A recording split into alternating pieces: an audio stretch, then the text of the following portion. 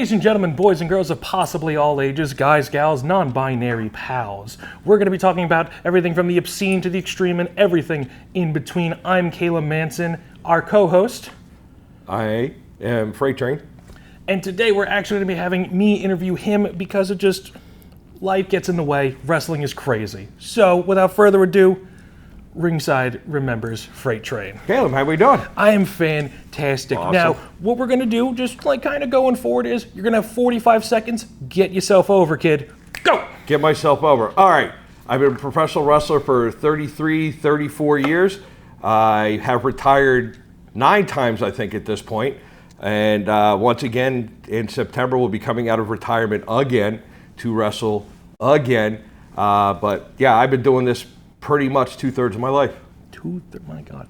So, let's bring that up. What show are you doing in September? What is that? September, we are going to actually be upstairs from where we're recording right here at the 1623 Studios. We're going to be upstairs at the Magma Dance Hall.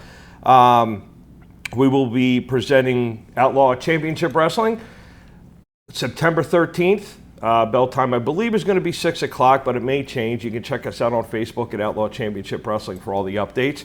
And we're going to have a pretty spectacular card, 8 matches on the card. We're going to be crowning a brand new heavyweight champion, a brand new first time ever Continental champion for our promotion, and first ever, never done before, tag team champions for our promotion. That's right. So many matches, so many people. It's probably going to be one of the biggest cards OCW has ever done. Is that fair? Yeah, it'll be pretty close. We did do a card in 2018 in Gloucester at the Marina. Unfortunately, we did it on a night that was cold and on a night that there was a Gloucester High School football game. So just the worst possible time. Worst possible turnout for a crowd. We maybe had 40 people, but on the plus side, it was some great matches, a battle royal. We did a battle royal in my father's honor. He had passed away about a month before that show. And yeah, it was a pretty good night. Hell yeah. So let's keep on track with OCW. How did that even start? How did that come about? Okay, so OCW originally started as OWC, Outlaw Wrestling Confederation, by my friend Dennis Gabriel. I worked with him on that. Gotcha. We had gone separate ways, but I wanted to keep the Outlaw name. I love the Outlaw name. I've always been a cowboy kind of person. We all do. So I just switched the C and the W, changed the wording, and that's how Outlaw Championship Wrestling was born. Made it as legally safe as possible. Legally safe as possible. Fantastic. So what year did that start? Probably what? I would say OCW originally started about 1996, 97. Okay. And when did you? So you must have started wrestling before that. I started training wrestling in my junior year of high school. Okay. Very little. My senior year it ramped up. And then once I graduated, it was full tilt in Philly. Every weekend in the heart of wrestling at that point. Yeah, Philly was pretty big at that point. They had numerous independents, including what everybody now knows as Extreme Championship Wrestling was there. Well, which I'm assuming at the time you started watching it was still Eastern Championship Wrestling. Actually, when I started watching it was TWA. Oh, that far back. It went way back, and it was Joel Goodhart's TWA. Name is missing me right now. Todd Gordon, that's it. Todd Gordon got a hold of it, became Eastern, and then Paul Heyman came in. They switched it to Extreme to get away from the NWA. Got you. Okay. See, look, a little history lesson for both OCW, ECW, getting our roots up. Now, what is your earliest memory of wrestling? If it goes all the way that far back, there has to be is there one moment, one match, something's got to click? So the first thing, the one I remember, and I think sometimes my memories get crossed, but I do remember, I don't know when it was a Saturday night's main event or it was a Saturday, morning show. Yeah. But the first match I ever saw was Ken Patera versus Paul Orndorff. Okay. And I was hooked. And then I kept watching, and then there was the missing link, and Hulk Hogan, and, eventually there's a Macho Man, and these were the guys I was into. Yeah. Up until the point when one day it wasn't on, and I looked in the TV guide. For those older people, remember the TV guide, you actually look up what you were wanting to watch. It was a magazine that told you the TV shows. Told you what was on TV. I saw NWA Wrestling. Never heard of it. So I turned it on, and that's where I saw one of the guys to this day who is one of my heroes, Dusty Rhodes. There we go. As someone who is also shaped like Dusty Rhodes, I understand the allure and the appeal of seeing someone like that figure being able to do what these mammoth of men did. Is right. Personally, for me, Mick Foley is kind of the guy that's always like the one I can look to and be like, oh, if he could do it, I could do it. Like, yes. Like, that's the thing. See, for me personally, it's weird because the earliest memories I have of wrestling are two very strange ones, and it's watching Tajiri versus Undertaker on SmackDown on like the old like big tube TVs. Oh yeah. And the other one is a match you were in. Okay. I don't remember the promotion, but all I remember is I was sitting in a chair and you had like midnight black hair, like pitch black. I don't know why that was part of your gimmick. I don't know why that was your thing. That was for RAW, Real American Wrestling. Okay. And that was based in Philly. And that night I had just decided to be different. And didn't stick. No, the black hair didn't stick. Never thought about going back to it? No, Why not? no, never, no. You got one more match. I have the long hair now. I usually have the hair out for interviews, but yeah, that was a weird time in my life where I just wanted to be different. Got you. Now, what was your wrestling name back then? Because it was still Freight Train. Okay. Yeah, so I started out as Matt Mountain. Okay. And somewhere along the lines, my partner at the time, Tommy Angel, Sammy Hune, that was my partner. We were the Midnight Riders or Phantom Cowboys, depending on whose memory works better. The Phantom Cowboys is the cooler name. Yeah, that was the one my mother came up with. Of course, yes. But it was Tommy Angel and Matt Mountain. And then we were practicing for Battle Royal, and the commentators were also practicing at the same time. So they were said, oh, look at Mountain. He's going through him like a freight train. And I stopped what I was doing at that point, and I said, that's it. That's the name. And that just carried. And it has stuck since 1993. Okay. So there have been a few deviations to your names. Yes. And I do want to bring those up, because again, you were Mad Mountain. Very sparingly, you do bring that back as like almost a persona you kind of feed into. Yes. There are a few others I'd like to bring up. I don't want to know the opinions or what the mindset was for them. Okay. One in particular, one time only from what I can tell. Mad Dog Matt McGee. Yeah. A few years back, I was on the Toucher and Rich show on 98.5, the Sports Hub. Okay. For a contest. I got picked by Toucher because I did a promo to get onto the show, and he said, I don't care who we get, the toothless guy is mine. Yeah. So I got on the show, and instead of calling me by my name, he was calling me Mad Dog McGee. So I had to wrestle Draven Filth one time, and I was in one of my retirements. Of course. So I didn't want to come out as Freight Train. So I said, I'm just going to come out as Mad Dog McGee. And I believe it was at the Chop Shop in Rhode Island that we did yes. that. Yeah. Now, Mad Dog Matt McGee has never shown up again. No. So my question is he going to remain undefeated? Yeah, he's actually, no, he lost that night. Wow, so his whole career So his whole career is like 0-1. That's rough. Yes. Ever thought about bringing him back to just get the 1-1 and like call it done? No, I'm good with burying that character. Fantastic. Yeah, now, that character. Speaking about burying characters, we have another one that I think you should dye your hair black if you ever want to go back to this again. Okay. Mainly because you painted your face with it. Okay. And I would like to know, what was Vengeance? Oh. This is a deep cut, by the way. Yeah, Vengeance. Like 6 people are going to know what this is. Yeah, anybody in Gloucester at the LWF, WAW little spot we had will know this. But Vengeance was just something I wanted to do something different. I was getting bored. And one of the guys that wanted to wrestle me, we kind of had a thing going outside the ring, just like as a joking thing. Yeah. We're going to wrestle.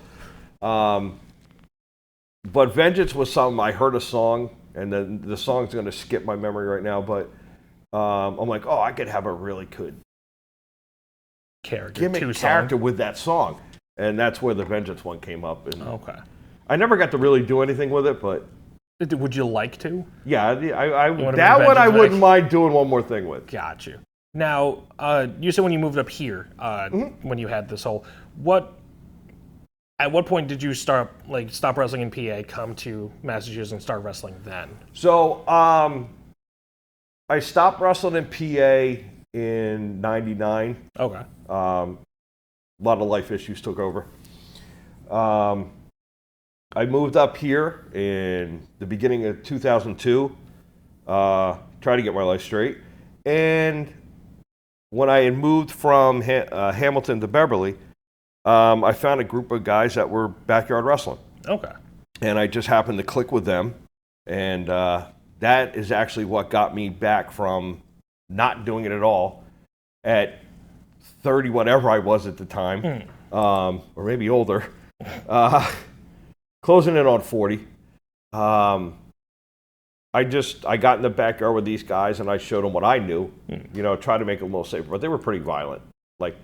As all backyard wrestling. Yeah, backyard wrestling. I wouldn't advise doing backyard wrestling, but I know that a lot of up and coming want to do backyard wrestling. I would advise getting trained. It's fun in the backyard. It's a way to get started, but if you want to do something, you have to go get trained. That was going to be my next question, bringing up what is your opinion truly on backyard wrestling? Because I know a lot of people are very much anti-backyard, but I have no filter. I'll tell you, I love backyard wrestling. I always loved it. I did it. I was doing backyard wrestling the same time Mick Foley was backyard wrestling. Yeah. The only difference between me and him at that time is he had a video camera. I didn't. And the one time we did videotape our wrestling, the tape got eaten up or whatever. Yeah. As a matter of fact, no, I think we sent it to one of our buddies who was at boot camp. So he had something, or it was right after he had just gotten his first assignment. Got you. So we sent him a video of us lip syncing stupid songs in backyard wrestling because that's what he used to do with us. Of course. So, Bruce, where is that? If you ever see this video, where's the tape? Yeah, we need the tape. Yeah, we need that tape. If we could find that tape, we'd be crazy. Who were the people that you met up with up here? Because I know it was UBW, which then became UCW. Yeah. Who were some of the guys that you can remember from those days? It was Tommy Corbin, Richie Sick, Moshman, Todd Graham now, who runs Proving Ground, was doing that back then. Joey Warner, I think, was around. Ryan Andrew. There was a lot of the guys that are legitimately running promotions now, if not wrestling in those promotions. It is always the strange thing of the people, not these people in particular, but always the bad mouthing of backyard wrestling. And then 10, 15 years down the line, it's, oh, hey, these people are still in love with the business. Yeah, but see, and that's the perfect phrase right there. You're in love with this business. I wouldn't still be doing this now and redoing OCW in 2025 if I didn't love professional wrestling. I loved when I was 16, wrestle with my friends in the backyard. Although back then we were probably what we would call stiff. Yeah. Early days of strong style. Yeah, there were buckets of water from my mother waking us up. You worked snug. Yeah, we worked a little snug. UBW became UCW. They got I believe it was a ring in Malden. Yeah, we rented a place there a couple times to the gentleman that owned the place. I always forget his name, Burns. Was a professional wrestler mostly in Japan, but he did do some around here. But he would let the backyarders come in and for $100 rent the ring for the day. That's insane. We could actually get ring time, which was me. I was comfy. Yeah. But all the other finally guys. back in your the other guys. I don't have to fall in dirt anymore. yeah, basically. Oh, I didn't have to hit the tree root this week. Yeah, now it's just wood. Yeah. UBW, UCW, from what I can remember, they kind of break apart. They kind of go their own separate ways. Different. If I remember, at some point it became Project Zero Wrestling with Derek Simonetti. I believe so, yeah. Where did you lie? Was that just as soon as UCW broke up, it was you know what, I'm gonna take a break. I'm gonna let my body heal. I kind of stayed with Tommy and a couple of the other guys for a little while, and then for the most part, just took a complete break from wrestling after that. Yeah. I'd watch it on TV, but I had no physical interaction with wrestling whatsoever. Now, is that just because Drive was gone, or it was just life happens? Yeah, I think it was just life happens. I mean, I was working a lot at the time, And, I didn't have the drive to hunt down a wrestling promotion on the weekends because I wasn't going to wrestle in the backyard anymore. Yeah, fair. So, yeah, it was just the drive, the urge was gone. Now, speaking, you wouldn't wrestle in the backyard again. Turns out, liar. Yeah, that's true. Because someone by the name of Kayla Manson came to you and said, hey, me and a few friends want to wrestle in the backyard. How about you too? So walk me through that period of time where it was you're watching your son and his friends just be the same, idiots you were back in the day of doing the same thing. They were basically doing the same stuff that I was doing. Yeah. They were a little more violent. They liked weapons. It was the whole weapon thing. They had to have weapons. It's fun. But yeah, it was fun. I was enjoying myself. I'm wrestling with my kid, his friends, and, trying to teach them a little bit more safe ways of doing things. Yes. Some of them could bump really well, even in the yard. Some of them, I wouldn't let them bump on a mattress. Yeah. Then, of course, as legend has it, as we're looking through other promotions or we're just watching wrestling, WAW wrestling pops up. Yep. At which point, tryouts are happening in a week and a half. Hey, we should all go. If I recall correctly, it was myself, you, and 2 others. I will not name them to give them the respect. Yeah. But it was us going up there. How was that training day for you? How was it being back around that aura? Because shockingly, Simonetti showed up to that one because you were going. Yeah. So he wound up being there, and I didn't do much of the calisthenic stuff that they had us doing at the beginning because at that point I'm like, no. It was 2016. I was born in 73. Do the math. But yeah, once we got into the ring and I did my first bump, the trainers there, and I use air quotes on purpose, were like, oh, you know what you're doing. I'm like, yeah, I've been doing this longer than you've been alive. Yeah. And I ran the ropes and did front bumps, back bumps, foot bumps, all that stuff, to the point where Simonetti came over and goes, man, you still got some gas in the tank. Not bad for an old man. And I take pride in that. Well, I was about to say, that had to ignite something and being like, oh, yeah. I could go, After actually. That, yeah, I was ready to prove I got more than, a little bit left in the gas tank at that point. So with WAW kind of reigniting that, also now being in the same wrestling promotion as your son, kind of doing that, at what moment were you, what was the first year or two looking like for you at WAW? At what point in those first 2 were you I want to be here longer, or was the moment you were oh, this is great? Well, let's get this off. The first show, I broke my ribs. Yep. Didn't realize I broke my ribs. I started a new job on Monday. I worked that job all week. Came back to wrestle the following Saturday against you and the guy that broke my ribs. Yep. Barely got through that match, and then Sunday couldn't get out of bed. So other than that experience, the first couple of years, they were great. I got to drive the wrestle back. I was having fun. I'm wrestling on the same show as my kid. I'm making a lot of new friends because I've been in a lot of locker rooms my entire life, and WAW to this day is still one of the greatest locker rooms I've ever been in. Yeah, it is definitely an underrated. It was a hidden gem. Oh yeah, absolutely. WAW definitely got a lot of flack back in the day of being the untrained promotion, but still to this day you're seeing so many people that were WAW alumni killing it now in the local independent scene. Those being Delilah Hayden, Derek Conway, Kevin Giles, Stephen Luss, Stephen Broad, are just killing it. Yeah. Do you think now we've gotten away from that WAW stigma since the company has been defunct for a good chunk of time? Well, I think the stigmas are gone only because WAW is not technically around anymore. But you see WAW everywhere because you see freaking Flax on PG shows. Yep. Or RICW shows. Or, NQW is another one. NQW, another one. The one that's been going up to Canada, the Supernova. The guys wrestle on that one. So the stigma around, WAW being junk wrestlers and all that, well, we were there for, 4 years? About, yeah. I've seen less injuries in my 4 years there than I had in the 10 years I was wrestling in Pennsylvania. Really?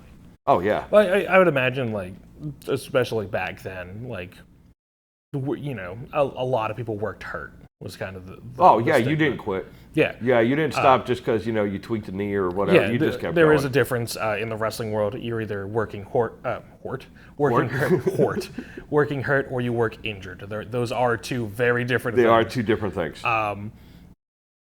But to take on that, how many, like, were there any, you know, like, what was the worst injuries you saw at WW? Or, like, you had to yourself? Because I know I had a rough one. Yeah, that was one of the worst ones. I don't know if you've had, like, a rough one as well, besides the, you know, of Well, course, the breaking of the ribs. broken ribs is actually the worst injury I've ever had, as far as wrestling goes, yeah. Because everything else, like, I've separated my shoulders, I've dislocated my knees, I've probably had what should have been 1,000 or 2 stitches, and usually it was just Band-Aids and crazy glue. Yep. I've dislocated 3 of my fingers, I've dislocated an elbow, but the ribs was the one. I mean, I've had knee problems, hip problem, ankle problems, but the ribs were the ones that hurt because you can't get comfortable with it. Yep. So the ribs was the worst, and it was partially my fault, partially his fault. I don't try to blame anybody if I get hurt. It's like, I need to look out for myself when it comes. Not in a match. I don't mean to say, hey, I'm in it for me. Yeah. I mean to say that I need to look for my own safety, knowing that the other person may make a mistake Yes. and not be aware of it. The reason I do bring this up is because there's still a little bit of the stigma that wrestling is not as, like, rough as it was back in the day, or still is not rough. Wrestling is still, like, a rough thing to, like, go through. Separated shoulders. Yep. I broke my fibula, bit off my tongue. It is one of those things where it's like, it's hard to tell people, like, no, that, like, almost lost an eye. Yeah, almost lost an eye. We're all in on the bit. Yeah. But, like, within it, it's still, you're still getting punched in the face. You're still falling on wood. You're still having to destroy your body. Right. The physical demand is there. Yeah. And depending on where you are in your career or how long you've been doing it is how much you can still take. I know I can't run around like I used to, but I know I can still take a chair shot like I used to. Of course. It doesn't affect me. But anybody that says, oh, wrestling's just this, you know, what's one of ballet with violence? It's not. It's violent, but it's there to tell a story. Yes. It's not a dance. It's there to tell a story. And it's about, it used to be, oh, men settle in the ring. Well, now it's men, women, non-binary, whatever you are. Everyone fights You take in the it to the ring. ring. This is where you settle your difference. But you tell it in a story in front of fans who get interested in going, I want to know what happens to them after this show. So I'm going to go to the next one to see what happened. What's the outcome of what happened after that match? The ever-growing evolution of wrestlers and the drama that is. It's no different than watching Friday the 13th. Well, why'd you go see the second one? Well, because the first one was good. You know, why'd you go see the third one? Because the second one was good. Why'd you go see the fourth one? Well, the third one kind of sucked, but I wanted to see what they did in the fourth one. You know, that's just how it is. Okay. Now, just to bring it back to WAW, they had, you know, their big falling out. Wrestling seemed kind of dead to a lot of people at that point. And then, of course, Big Carmine. Rest in peace. R.I.P. What a guy.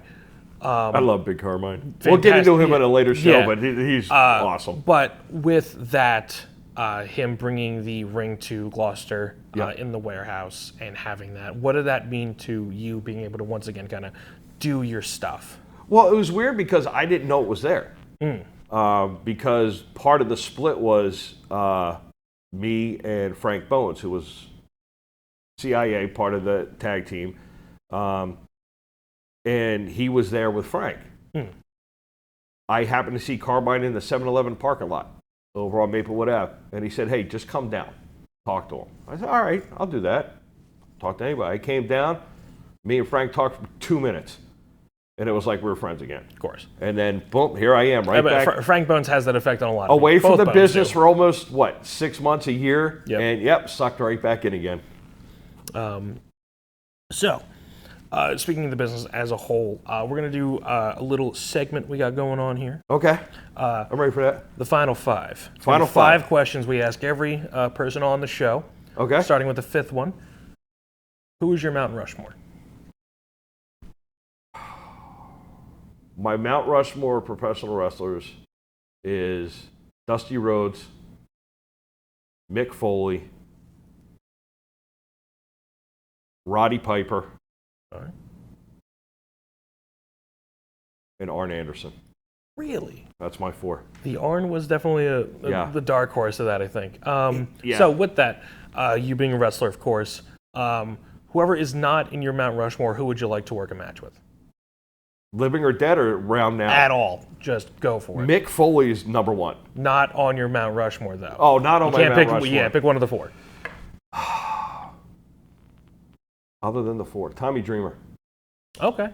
Tommy Dreamer or Sandman. Bring it back to the ECW roots. Yeah, it'd definitely be an ECW original because I have wrestled Sabu, so. Yeah. Now, to bring it to more of like a, I think this is the more subjective questions. Who do you think is the most underrated wrestler all time? Underrated. Wow. That's a hard question. That's it's supposed to be. Yeah. I think R-Truth is extremely underrated. Okay. Only because I know him from the NWA days. Hmm. I mean, NWA champion. I don't know. Being underrated. Up until her new AEW gimmick, I would have said Toni Storm Okay. was completely underrated until she came out with that new gimmick. Now she's back. She's Now up she's there. properly Yeah. rated. Got you. Now, other end of the spectrum, Okay. all time, Yep. most overrated. John Cena. Really? Yeah, overrated. That was so quick. Because he is. That's, He's got the 5 moves of doom. I just no. Hogan had 2. 3 if you count a hair flip. But if you watch Hogan's Japanese stuff, he's an amazing wrestler. He had an armbar and a clothesline. Yeah, but in Japan, he didn't. He was doing kip-ups. He was doing second and third rope flies. He was doing holds that Dean Malenko would do. When Vince got a hold of it, it was slap, punch, kick, clothesline, leg drop. That's all you needed. Yeah, he's all he needed, though. Sorry, the John Cena just threw me off because I was just so quick to an answer. With His matches are boring. He's overrated. So with the myriad of years you've had in wrestling, the amount of different styles you've seen, Yeah. watching the Japan stuff, the ECW, the hardcore, the extreme, the backyard, and also now today with the more acrobatic style and more indie style of wrestling. To you, what does wrestling mean? Wrestling means love. Wrestling means passion. Wrestling means investment into something that you deeply believe in. I haven't had a lot of that in my life, but the thing about wrestling was when everything else went astray, for whatever reason, the ring was a phone call away. And for that hour, 2 hours, whatever I spent in the facility training, everything washed away. So to me, wrestling is just that passion, that love of having something when you don't think you have anything else. Fantastic. Now, we got a few seconds left. Yep. Anything you would like to plug, good sir? Yes. So, September 13th, Magma Studios, 11 Pleasant Street. We will be doing OCW, One Last Ride. Correct. Boy, I'm thinking, I was watching the ECW show the other night, where I will once again be doing a last match in a 4-on-4 single elimination match. We will be doing brand new titles all across the board, and we got a few other good matches on that card. Hell yeah. This has been Ringside Remembers. We're going to the tape trade of the week.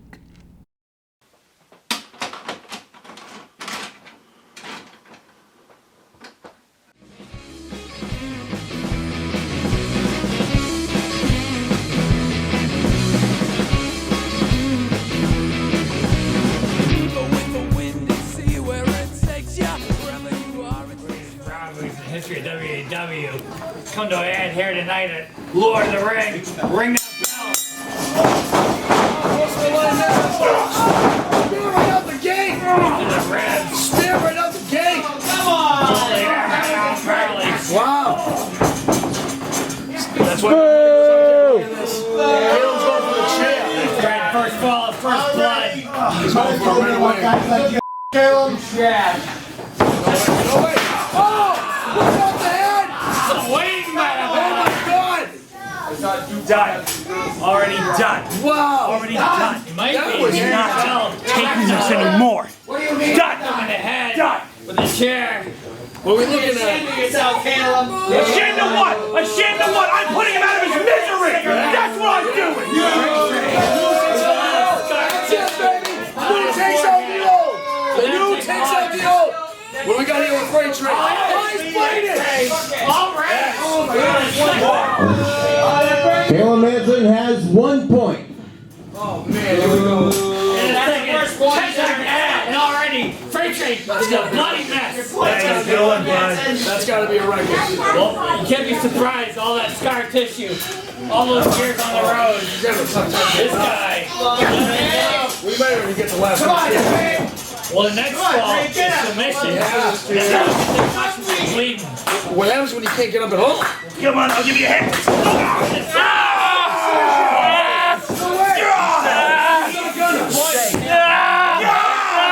We say.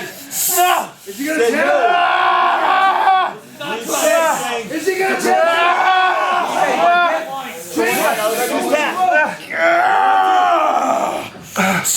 That's a tap. He tapped. Oh, it's 2-0. We're already at 2-0. Oh, come on!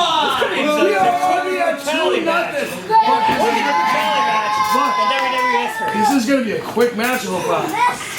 We're already at 2-0. 1 minute into this match. It needs to be a last man standing. It's over. Wow, he's usually I don't even know if he can open his eyes. It's like turning over the old hourglass. That hand is sticking out. Oh, yeah.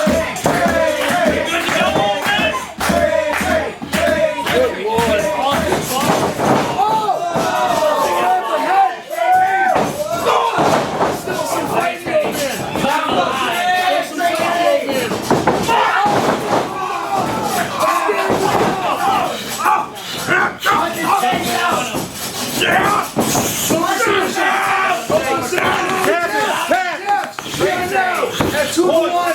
Freight Train has 1 point. We're now at 2-1. This is only a minute in. We still got a ways to go. Let's go, Trey.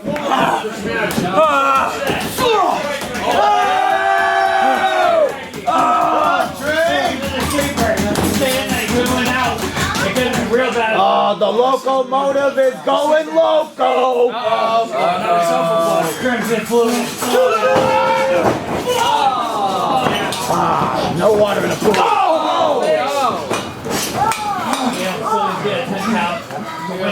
Here comes the chair. Here's your take out. Here's your take out right here. Oh, I can smell it. Oh my God.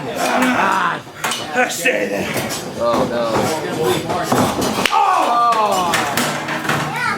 Hey, My God. very bleeding now. That man is your family, damn it. Oh. Oh. Oh, you missed.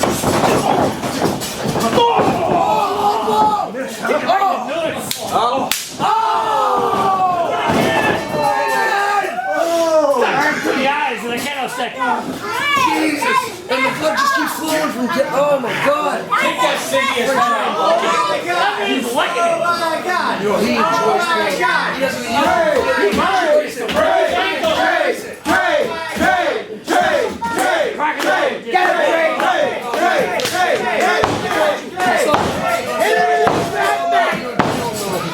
Still needs to bleed in this match. He's not bleeding yet. He's not bleeding. Oh, he's bleeding. He is bleeding. Oh, now we're 2-2. Freight Train now has 2 points. Oh man, Buck, I made some money in this match. 30 years I've never done it. Shoot! Shoot! He just got 2.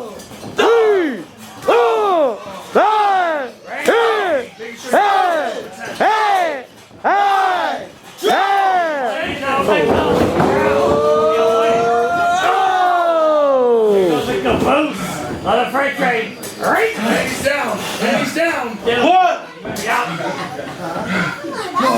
two, Let's see where we're at here. three, Looking for Calvin history. 4, Yeah, right? 5, First eight. six, Integrated this. It's 2-2. It comes out of 7. Caleb. Oh, what a dirty move. Peter, I like it. That's an He eight. does everything. He's got him up. Blindboard slam. Oh, and he's down. 1, 2, That's Caleb Manson. Just derailed the train. 3, We're about to find out. Caleb, Bucky's not moving. Bucky's not you moving. got 4. You still haven't even budged. 5, Bucky's not moving. Oh, there he is. He's showing some light. 6, You got 6. He's using his knuckles. 7. That's it, He's Trey. taking down deep. Caleb, show some mercy to your father. Oh! Never mind. Never mind. And he opened. Oh, That's all I know. That's the baddest that's Kelly. it. That's all she wrote. 1, That's all she wrote. 2, 3, Come on, Caleb, win me some money here. Get up. Caleb's a blank Win me man. some money here. He is trying to get up. I got $100 He's on you, conscious. Caleb. 5, But he's up to 5. Got $100 on this, Caleb. Get up. Stay down, Caleb. 7, Fucking Caleb Manson. Trying to get up into the sucker I spin. know. I sounded that way. I felt good at 2-0. Here comes Papa Bear. I felt good at 2-0. Kick him in his kitty cat. Sorry, no, Caleb loses. I'm kicking his ass on this one. He's lost me money. Get off his feet, Trey, so we can't get to him. Oh, Break it. the disrespect. Give him the old Double back. There we go. Here comes the fist. Go down the fist. Just like the ball to go hockey play. Nice. He's from La. Caleb Manson. This man's Oh my God. Got a cut right over his eyebrow. It's hard to see. Caleb. 4, We're at 4. Come on, Trey. Don't let him do 5, He's exhausted. He's up, but he's not on his feet yet. He's having something. Wait a minute. Look at this. Right in the mouth. Oh. Come on, Caleb. One. Get up, man. Stay down. 2, Come on, Caleb. Get up. you Russo, you're I got next. money. 3, Listen. Put your money where your mouth is. 4, I'll take it too. I'll beat your ass for Put free. your money I'll take that too. Little grease monkey. We all know price. 6, He does this for fun. His own flesh and blood. Do it to kill him. Make him flinch. Oh my God. See? Oh my God. And that's why he'll lose to me too. come on, Trey. Show him mercy. That's why you show mercy. You know what I'm gonna Don't show mercy in this. Yeah, let's do it. It's why I'm better than Right in the open wound. Right in the face. All she wrote. 1, 2, Oh, wait, he's getting right up. Oh, he's alive. Look at this. Corbin him. Bring it to top. 1. Stay down, Dad. 2, stay down. Caleb, clean with it. 3, He's got more heart than you. 4, All night long. Over and over and over again. Caleb. Oh my God. Raining down blows. Come on, Trey. Keep so down from just hitting him. 1, Trey. Trey. 2, Trey. Trey. Trey. Trey. Trey. Trey. Trey. Trey. Trey. Trey. Trey. Trey. Trey. Trey. Trey. Trey. Trey.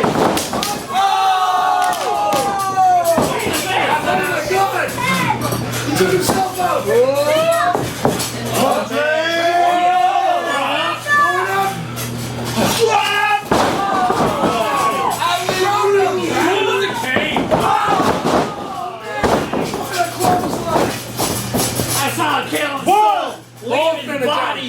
might have a tie here. Both men are down. Someone needs to get up here. 3. Both men. We might have a tie here. No, it ain't gonna end like 4. this. It ain't gonna end like this. Somebody's gotta get up. 5. 6. We're at 6 and nobody's We're up moving. to 6 and we haven't even got close. 7. Preacher's still flat on his back. 8. Amazing. Oh man. How are these both men still in this? Both men are a bloody mess. They're exhausted. And Great. want to quit. One leg in the face. A pair of knees. A swing for I guess you could say like, both men are showing no sense of giving up. Hey, I don't think it's a Stay trained. I think You want to give? Tap me. What you want to do? it's definitely Stay. Come on, Trey. Train. What you want to do? Tap train. Come on now. Please, bucket right now. He could pass out. 1.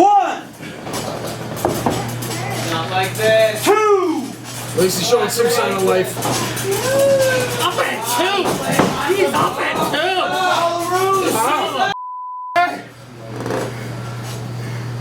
I ain't hear no bell, mother.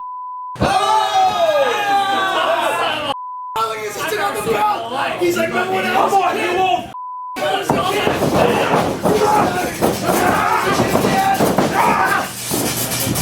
It was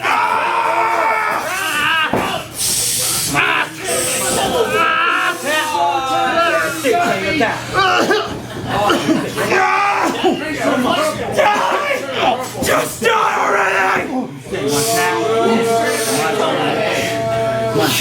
Oh man, he's out. He's out. 1. Sure. 2. He's got enough for this. There's no two count to get up on this. 3. We're all eyewitnesses. 4. Right now. Come on, Trey! Caleb Mason. 5. Come on, Trey! I can actually see 6. his face right now. He doesn't want to do Move this. it! Caleb is 7. He needs to be careful. 8. Come on, Trey! Come on, Trey! 9. Get up! 10. Bring the bell. Manson. Do what had to be done. Hey, what's up? Hey, what's up? Hey, what's up? Hey, what's up? Your winner, Caleb Manson.